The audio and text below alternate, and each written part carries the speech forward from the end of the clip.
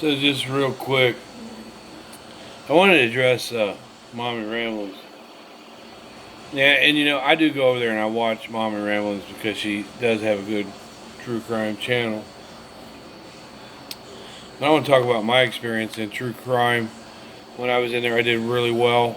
I did have a specialty case, which is Darlie Routier. Uh, and I still talk about the Darlie Routier case in 1996 out of Texas.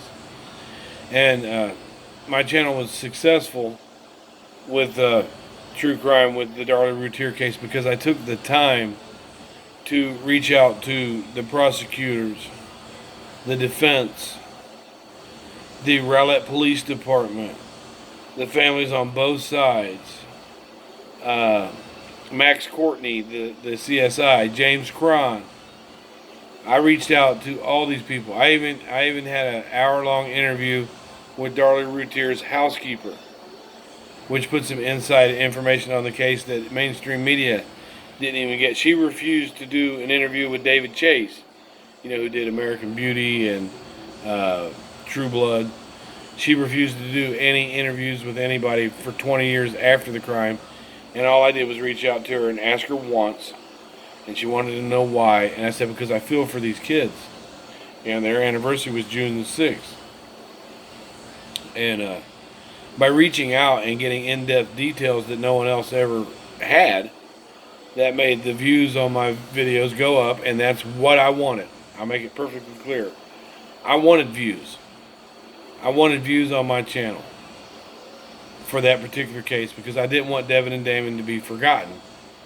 People always want to talk about how guilty or innocent Darlie Routier is, the alleged, incarcerated, convicted person in that crime.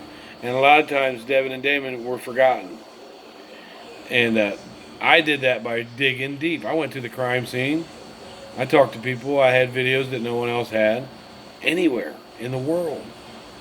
And so Mommy Ramblings reaches out. Well, Mommy Ramblings speaks on Molly and her putting up the casket. Because that's the end result of someone else's sickness, is this beautiful child in the casket. They had the Last Supper on it and everything else. But she asked and spoke with family members to get permission to do that. And those family members thanked her for not letting people forget Cash. I'm not going to bash Mommy Ramblings. I just have a reaction to her commentary. Because Mommy Ramblings does do a very good job of putting on a nice, clean, true crime channel. Every now and then she gets swept into the drama, and I understand. But I think that, we have some of these bigger creators, because Mommy Ramblings has a very successful channel, and so does Gray Hughes, that are picking at Molly because Molly is getting this inside information that they're not getting. And when Mommy Ramblings says, well, she's just doing it for the views, well, Mommy Ramblings, I think her name's Carolyn, and that's no secret. What do you put up YouTube videos for? Do you want people to not watch them? Do you feel a passion for the cases that you decide to upload? Are these things that gives you a hobby, gives you something to do, gives you views, gives you popularity? I don't think that Molly has crossed any lines. Some lines are different for some people. I understand how people might feel when I put up the autopsy reports of Devin and Damon Routier. I put up crime scene pictures of what the end result of some mad person's reign of terror was. When you do true crime, you need to go into detail as far as you can. And that's what I think Molly's doing. And I think she's getting some hate from these other people who don't have the wherewithal to contact. For Mommy Ramblings to say, you do not contact the family members. That's your rule.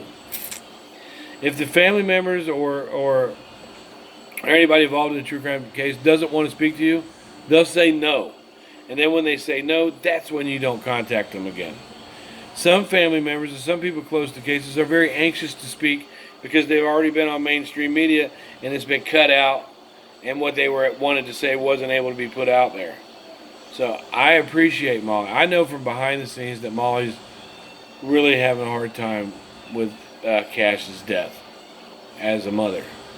And then for Mommy Ramblers to say, what kind of mother puts the picture of their child in a casket up? Well, I don't know. The picture wouldn't be available if somebody didn't snap it. So I wish that I could, I hope for Mommy Ramblers to have continued success because she does things her way and is successful for her channel and her followers. And Molly does things her way, which is successful for her channel and her followers.